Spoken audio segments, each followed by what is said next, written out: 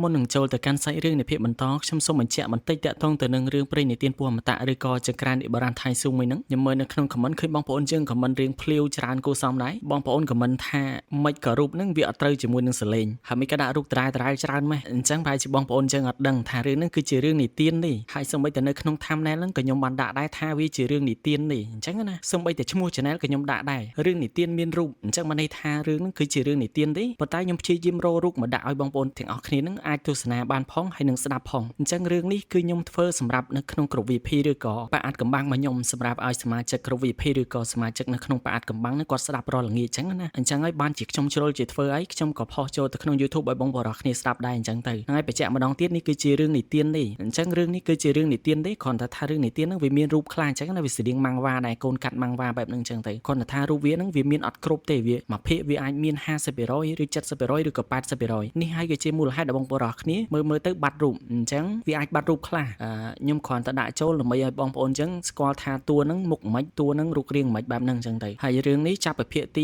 20ឡើងទៅបានល្អមើលល្អស្ដាប់ហ្នឹងហើយដឹងតែធានាតែជាតិហ្មងប៉ុន្តែអាហ្នឹងសម្រាប់បងប្អូនដែលគាត់ចេះមើលចេះស្ដាប់អញ្ចឹងណាតែបើបងប្អូនអត់ចេះស្ដាប់ novel ឬក៏អត់ចេះមើលម៉ាំងវ៉ាទេដឹងមើលមិនកើតទេហ្នឹងអត់អីទេគ្រាន់តែបញ្ជាក់ខ្លាចបងប្អូនទាំងអស់គ្នាច្រឡំទៀតអញ្ចឹងដូចគ្នាផងដែរសម្រាប់រឿងមួយហ្នឹងនៅក្នុងបាអាតកំបាំងគឺចេញដូចជាដល់ភាគទី20ហើយរឿងហ្នឹងនៅក្នុងបាខ្ញុំចេញរៀងរាល់ថ្ងៃដែរបើសិនជាបងប្អូនទាំងអស់គ្នាមានចំណាប់អារម្មណ៍ចង់ទស្សនាមុនឬក៏ចង់ស្ដាប់មុនឬក៏ចង់ស្ដាប់ប្រចាំថ្ងៃនេះគឺអាចចូលបាយើងបានដែល link ចូលមកកាន់បាហ្នឹងគឺនៅក្នុង comment បើសិនជាបងប្អូនរាល់គ្នាចាប់អារម្មណ៍គឺអាចចុចចូលមកខ្ញុំរងចាំតបបងប្អូនរាល់គ្នា24ម៉ោងប៉ុន្តែបើសិនជាមិនចង់ចំណាយលុយទេគឺអាចរងចាំស្ដាប់នៅក្នុង YouTube បានអញ្ចឹងបន្តសាច់រឿងរបស់យើងចង្រៃយោតើខ្ញុំពិតជាត្រូវស្លាប់នៅពេលនេះតើមែនទេតាមពិតនេះគឺជាល្បិចសោះខ្ញុំព្យាយាមខ្លាំងណាស់ទម្រាំតែអាចបំបីការបំផន់នេះបានមិននឹកស្មានថាមិនត្រឹមតែមិនអាចរួចរស់មានជីវិតបែរជាត្រូវធ្លាក់ចូលទៅក្នុងមាត់សត្វចម្លែកមួយក្បាលនេះទៀតអារម្មណ៍នៃការភ័យខ្លាចបានហក់លោតចូលពេញទាំងបេះដូងរបស់ស៊ូហីគេបានប្រាប់ខ្លួនឯងជាច្រើនដងនៅក្នុងពេលមួយរំពេញមិនអាចស្លាប់បានទេត្រនងទាំងពីររបស់ស៊ូហីបានភ្លឺឡើងជាមួយនឹងពន្លឺពណ៌មាសហើយកន្ទុយរបស់គាត់បានហក់ចេញប្រៀបដូចជារំពាត់វែងឈ្វិច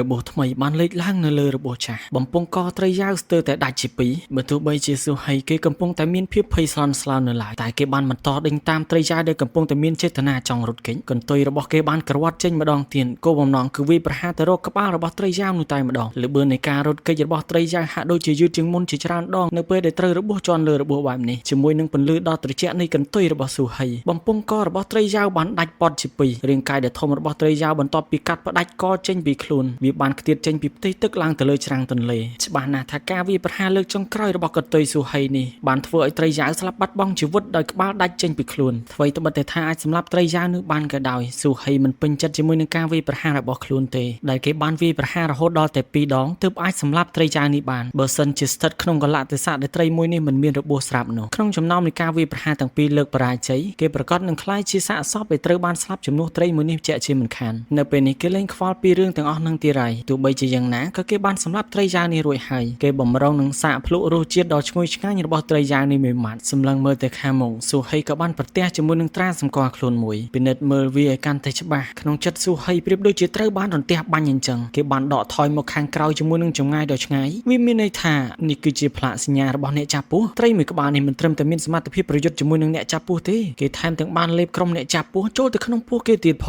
ងតើនៅក្នុងខ្លួនត្រីនេះអាចមានអ្វីដែលគួរឲ្យខ្លាចជាងផ្លាកសញ្ញានេះទៀតទេស៊ូហីបានប្រើធម្មពលវិញ្ញាណរបស់គេ scan ចូលទៅក្នុងរាងកាយត្រីមួយក្បាលហ្នឹងគេមិនបានឃើញសញ្ញាសម្គាល់អ្វីផ្សេងទៀតទេតែអារម្មណ៍របស់គេប្រែទៅជាសប្បាយចិត្តនៅពេលបានប្រទះជាមួយនឹងត្បូងមួយសាច់របស់សត្វត្រីនោះនៅចំនឹងក្បាលរបស់វាស្នូលបិសាចរបស់សត្វត្រីមួយក្បាលនេះបើប្រៀបធៀបជាមួយនឹងជ្រូកព្រៃដែលគេបានប្រមាញ់កាលពីពេលមុនវាហាក់ដូចជាធំជាងរហូតដល់តែ2ដងនេះក៏ពិតជាសត្វអរិយដ៏គួរឲ្យភ័យខ្លាចនិងគួរឲ្យចាប់អារម្មណ៍មួយក្បាលមែនលូនទៅរកសាកសពត្រីនោះស៊ូហីបានប្រើកន្ទុយដែលមានទ្រនុងពណ៌មាសកាត់ផ្ដាច់រាងកាយសាកសពត្រីនោះជាច្រើនកង់ហើយយកខ្សែមួយចងវាជាប់គ្នារួចប្រើមាត់ខំស្នូលបិសាចនោះលូនចាក់ចេញពីទីនឹងយ៉ាងលឿនកន្លែងនេះមិនអាចនៅយូរបានទេនៅពេលដែលខ្ញុំស្វែងរកកន្លែងល្អមួយបានហើយខ្ញុំមិនត្រឹមតែអាចស៊ីសាច់ត្រីមួយនេះដើម្បីដាំដុះប៉ុណ្ណោះទេថែមទាំងអាចលេបយកស្នូលបិសាចរបស់វាទៀតផងខ្ញុំក៏ចង់ដឹងដែរថាស្នូលបិសាចសត្វត្រីនេះអាចឲ្យខ្ញុំទម្លុះទៅកាន់កម្រិតទី1នៃផ្កាយ3បានទេលូនចាក់ចេញមិនដាស៊ូហីបានអធិដ្ឋានឲ្យត្រីមួយក្បាលនោះមិនដាលបងត្រីលបងបានជួយសម្លាប់អ្នកចាប់ពស់ឲ្យខ្ញុំគុណស្រ័យមួយនេះខ្ញុំមិនទាន់ទាំងបានសងបងផងបងបាយជា ត្រូវស្លាប់ដោយសារខ្ញុំណាស់ហើយចុះខ្ញុំនឹងជូនពរឲ្យបងចាប់ជាតិខ្លាយជាមនុស្សសូមបងកុំបារម្ភអីខ្ញុំមិនធ្វើឲ្យការលះបង់របស់បងប្រែខ្លាយទៅជាអត់ប្រយោជន៍នោះទេម្យ៉ាងវិញទៀតស្នូលបិសាចរបស់បងនឹងនៅជាមួយនឹងខ្ញុំជារៀងរហូតបន្ទាប់ពីសុហីបានចាក់ចេញពីទីនោះរយៈពេលមួយយាមមនុស្សដែលបានមកពីនិកាយចាប់ពស់ពីរនាក់បានទៅដល់ទីនឹងពួកគេក៏បានដឹងថានេះគឺជាត្រីដែលបានវាយប្រហារក្រុមរបស់ពួកគេនិងជាត្រីដែលទើបតែបានស៊ីមនុស្សពីរនាក់នៅក្នុងភូមិពស់ប៉ុន្តែថាតើអ្នកណាទៅដែលជាអ្នកសម្លាប់សត្វត្រីមួយក្បាលនេះមើលទៅតាមស្ថានភាពមួយនេះគួរតែមិនមែនជាមនុស្សអ្នកធ្វើទេតើអាចជាស្ដេចពស់ចំណាស់ឬអត់ដែលបានវាយប្រហារត្រីមួយក្បាលនេះពិចារណាចុះឡើងអ្នកទាំងពីរក៏បានដឹងហើយថាអ្នកដែលបានបើកការវាយប្រហារមកកាន់សត្វត្រីមួយក្បាលនេះគឺជាស្ដេចពស់ចំណាស់ម្យ៉ាងវិញទៀតសូម្បីតែទិសដៅរបស់សុហីបានទៅក៏ពួកគេបានដឹងដែរគ្រាន់តែថាពួកគេមិនបានបើកការវាយប្រហារឬក៏ទៅតាមសុហីនោះទេមូលហេតុនោះដោយសារតែពួកគេបានដឹងថាភ្នំដែលនៅចំពោះមុខគេនេះគឺត្រូវបានកាន់កាប់ដោយបិសាចខ្លាឃ្មុំមួយក្បាលការដាំដុះរបស់បិសាចឃ្មុំនោះមិនទាបជាងពួកគេទាំងពីរទេគួរតែស្ថិតនៅក្នុងកម្រិតទី1ផ្កាយ3កំពូលទៀតផងល្អពួកយើងចាក់ចេញសិនទៅនៅពេលដែលត្រឡប់ទៅកាន់និកាយវិ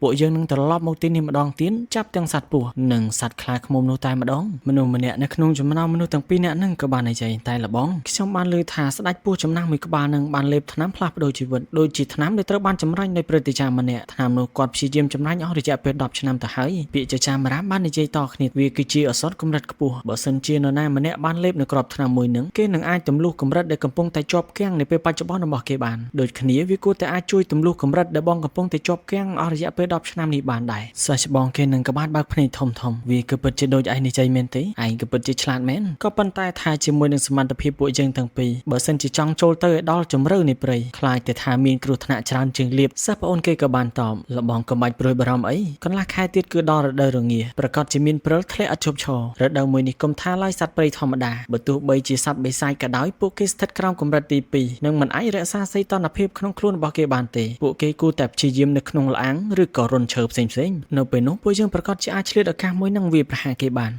ននិយាយពីសុហីវិញបន្ទាប់ពីគេបានចាក់ចេញពីកន្លែងហ្នឹងគេក៏បានស្វែងរកឃើញល្អាងដ៏កក់ក្ដៅមួយគេបានរៀបចំវាថែមបន្តិចទៀតហើយសម្រេចចិត្តថានឹងស្នាក់នៅទីហ្នឹងក្នុងរយៈពេល3ខែគេនឹងចាក់ចេញពីទីនេះបន្ទាប់ពីរដូវរងាបានកន្លងផុតទៅជាមួយនឹងសាកសពត្រីយ៉ាវដ៏ធំនេះអាចឲ្យសុហីមិនចាំបាច់ភ័យព្រួយរឿងចំណីអាហារក្នុងរយៈពេល3ខែមិនចាំបាច់ចេញទៅបោះបាញ់ទៀតទេគេអាចសង្ងំហ្វឹកហាត់នៅក្នុងល្អាងបានយ៉ាងធូរចិត្តរយៈពេល1ខែបានកន្លងផុតទៅព្រិលក៏ចាប់ផ្ដើមធ្លាក់ចុះអាកាសធាតុបានផ្លាស់ប្ដូរជាច្រើនដង1/3នៃសាកសពត្រីយ៉ាវត្រូវបានសុហីលេបចូលទៅក្នុងពោះរួចទៅហើយការដាំដុះរបស់គេបានកើនឡើងម្ដងហើយម្ដងទៀតក៏ប៉ុន្តែមិនទាន់មានសញ្ញាណាមួយដែលបង្ហាញថាគេអាចនឹងទម្លុះកម្រិតទី1ផ្កាយ3បាននោះទេការពេលមុនធម្មពលពពកនៅក្នុងចង្ក្រានបុរាណថៃស៊ូមានត្រឹមតែ 10% ប៉ុណ្ណោះឥឡូវនេះវាបានកើនឡើងរហូតដល់តែ 80% សុហីក៏បាននឹងដែរនៅពេលដែលពពកនៅក្នុងចង្ក្រានថៃស៊ូគ្រប់ 100% គេនឹងអាចទម្លុះផ្កាយ3នៃកម្រិតទី1ជាមិនខានទោះបីជាមិនមានការទម្លាយអ្វីក៏ដោយកម្លាំងបច្ចុប្បន្នសុហីបានកើនឡើងខ្លាំងរួចទៅហើយចំណែកល្បឿនរបស់គេក៏បានកើនឡើងជាង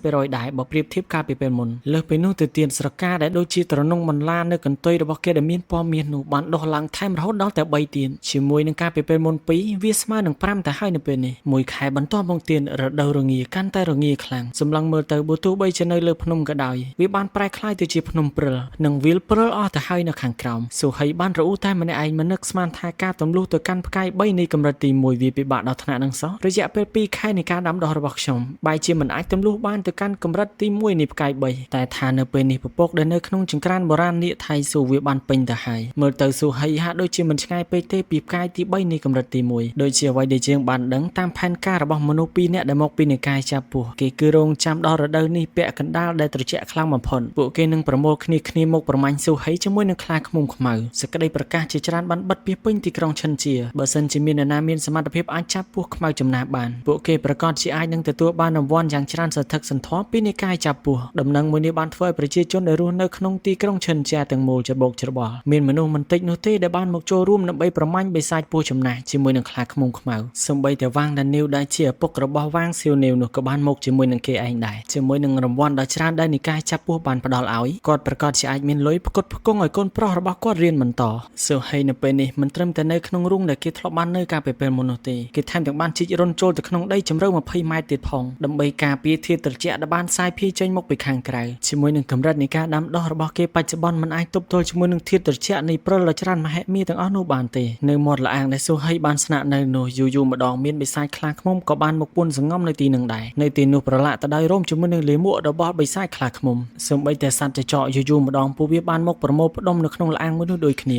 សត្វពស់គឺជាសត្វដែលមានឈាមត្រជាក់ស្រាប់ផងបន្ទាប់ពីទទួលរងនូវផលប៉ះពាល់នៃអាកាសធាតុទោះបីជាស៊ូហីបានលូនចូលទៅជម្រៅនៃផែនដីរយៈចម្ងាយ20ម៉ែត្រទៅហើយក៏ដោយរាងកាយរបស់គេស្ទើរតែត្រូវបានកកពាក់កណ្ដាលសមត្ថភាពឬកម្មុកងាររាងកាយដូចគ្នាត្រូវបានផ្អាកជាបណ្ដោះអាសន្នដែលគេគឺពិតជាពិបាកសូម្បីតែការបំលាស់ទីធម្មតាក្រុមបកពួកដែលបានប្រមូលគ្នាគៀងគរដើម្បីទៅចាប់ស៊ូហីនោះក៏ពិតជាមានចំនួនច្រើនពួកគេបានឆ្លងកាត់រូងភ្នំរុនឈើជាច្រើនប៉ុន្តែមិនបានជួបប្រទះជាមួយនឹងស៊ូហីទេរដូវត្រជាក់នេះគឺជារដូវឈឺចាប់របស់សត្វព្រៃស៊ូហីមិនអាចធ្វើអ្វីបានត្រឹមតែសង្ងំដេកនៅក្នុងរូងដីមួយប្រព្រឹត្តភ្នែក2ថ្ងៃក្រោយបានកន្លងផុតទៅនៅពេលដែលស៊ូហីបានបើកភ្នែកមកសមត្ថភាពរាងកាយរបស់គេបានងើបឡើងមកវិញការយល់ដឹងខាងវិញ្ញាណរបស់គេបានធ្វើឲ្យស៊ូហីបានដឹងថានៅមុខល្អាងដែលខ្លួនកំពុងតែដេកគឺមានសត្វឆ្កែចំនួន2ក្បាលដែលកំពុងតែគៀកនឹងចូលមកដល់ថែមទាំងមានសម្រាប់ជើងមនុស្សជាច្រើនអ្នកទៀតផងឆ្កែ2ក្បាលនេះគឺជាឆ្កែដែលមានសមត្ថភាពអាចហិតក្លិនពស់បានស៊ូហីមានការភ្ញាក់ផ្អើលជាសម្ងាត់នៅក្នុងចិត្តសំណាងល្អដែលរយៈពេល2ខែមកនេះមានសត្វចចកជាច្រើនរយក្បាលបានស្នាក់នៅក្នុងល្អាងមួយនោះជាមួយនឹងលាមកខ្លាឃ្មុំនិងលាមកចចកវាក៏អាចបិទបាំងក្លិនរបស់ស៊ូហីបានខ្លះដែរបន្ទាប់ពីចំណាយពេល2ថ្ងៃពួកគេនៅតែមិនទាន់អាចរកឃើញដានស៊ូហីនៅឡើយនោះពួកគេក៏បានបោះជំរំនៅក្នុងល្អាងនឹងតែម្ដងនេះវាគឺជារឿងឈឺក្បាលបំផុតដែលស៊ូហីបានជួបប្រទះជាមួយនឹងវត្តមានមនុស្សជាច្រើននៅលើក្បាលបែបនេះធ្វើឲ្យស៊ូហីសូម្បីតែដង្ហើមនឹងក៏ពិបាកនៅក្នុងការដកដែររសៀលបន្តិចមេឃចិត្តយប់ទៅហើ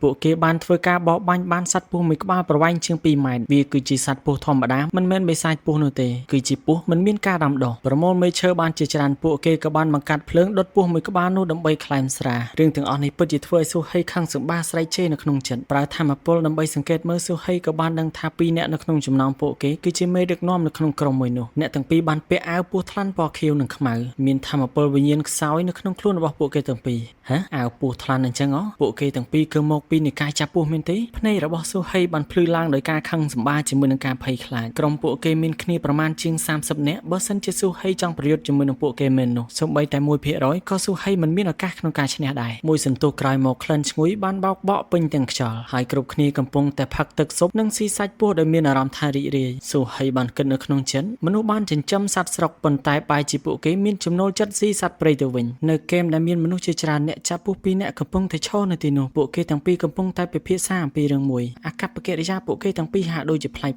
ភ្នែកបរោះសង្ហាបានភ្លឺឡើងហើយគាត់ក៏បានយកថ្នាំពណ៌ស្វាយមួយគ្រាប់ចេញបរោះវ័យកណ្ដាលរៀងធាត់បន្តិចដែលជាសិស្សច្បងគេនឹងក៏បានមកឈប់ភ្លាមហើយនិយាយដោយសំឡេងត្រជាក់កុំល្ងងពេកបើសិនជាយើងសម្លាប់ពួកគេទាំងអស់នេះដោយផ្ទាល់ស៊ឺធានជៀនប្រកាសជាស្វែងរកពួកយើងដើម្បីសងសឹកជាមិនខានបរោះសង្ហាដែលជាសិស្សប្អូននោះក៏បានដកថ្នាំមួយគ្រាប់ពណ៌ស្វាយនឹងត្រឡប់មកវិញរួចសួរទៅកាន់សិស្សច្បងគេដោយត្រជាក់អញ្ចឹងយើងតើគួរតែធ្វើយ៉ាងម៉េចទៅបរោះវ័យកណ្ដាលរៀងធាត់ក៏បានតបទៅដោយមោទនភាពក្រែងនៅទីនេះមានខ្លាឃ្មុំល្ងងមួយក្បាលមិនអញ្ចឹងឬបែបហ្នឹងសិស្សប្អូនគេក៏បានទះកំភ្លៀងខ្លួនឯងបន្តិចត្រឹមត្រូវហើយលបងធំក៏ពិតជាឆ្លាតមែនការសន្ទនារបស់មនុស្សទាំងពីរនាក់នឹងត្រូវបានស្ដាប់ឮដោយស៊ូហីយ៉ាងច្បាស់បើពួកឯងចង់សម្លាប់មនុស្សហេតុអ្វីក៏មិនបដូរកន្លែងសម្លាប់ទៅតាមធម្មតាស៊ូហីមិនខ្វល់ថាមានមនុស្សស្លាប់ឬរស់ប៉ុន្មានអ្នកនោះទេអ្វីដែលគេចង់បាននៅពេលនេះគឺសន្តិភាពហើយប្រញាប់ឲ្យមនុស្សទាំងអស់នេះចាក់ចេញឲ្យបានលឿនបំផុតតាមអ្វីដែលអាចធ្វើទៅបានបើសិនជាមានមនុស្សត្រូវស្លាប់នៅទីនេះមែនស៊ឺធានជៀនប្រកាសជាមកស៊ើបអង្កេតដោយផ្ទាល់ហើយនៅពេលហ្នឹងគាត់ប្រកាសជាមិនអាចនៅទីនេះបានទៀតនោះទេកុំថាឡើយគេបានជីកដីចូលទៅក្នុងជម្រៅ20ម៉ែត្របើទោះបីជា200ម៉ែត្រក៏ដោយក៏មិនអាចគេចផុតពីកណ្ដាប់ដៃរបស់ស៊ឺធានឈៀនបាននៅងាយនោះទេមុននឹងបញ្ចេញសកម្មភាពអ្នកចាប់ពស់បានយកស្រាជាច្រើនអតិនឲ្យអ្នកភូមិផឹកអ្នកភូមិរួមទាំងឪពុកវាងសៀវនីវបានលើកដាច់នៅក្នុងអំឡុងពេលនោះយ៉ាងសប្បាយរីករាយជាមួយនឹងក្រុមពួកគេនេះគឺជាស្រាដែលអ្នកហ្វឹកហាត់បានផឹកដូច្នេះហើយរសជាតិនិងក្លិនវាក៏ពិតជាចម្លែកជាងស្រាធម្មតាប្រជាជនទាំងអស់ពិតជាថ្លែងអំណរគុណដល់អ្នកចាប់ពស់ពួកគេម្នាក់ព្យាយាមផឹកយ៉ាងច្រើនទៅតាមអ្វីដែលអាចធ្វើទៅបានឱកាសដ៏ល្អបែបនេះមិនងាយមាននោះទេនៅក្នុងជីវិតរបស់មនុស្សសាមញ្ញធម្មតាមិនយូរប៉ុន្មានមនុស្សម្នាវិលមកហើយមនុស្សជាច្រើនបានដួលសន្លប់ទាំងស្រវឹងរំពេចនោះសំឡេងក្រហមបានបន្លឺឡើងមកពីចម្ងាយហើយគ្រោះនៅលើដីបានញ័រដូចជាភ្នំកំពុងតែរំជួយក្នុងចំណោមពួកគេទាំង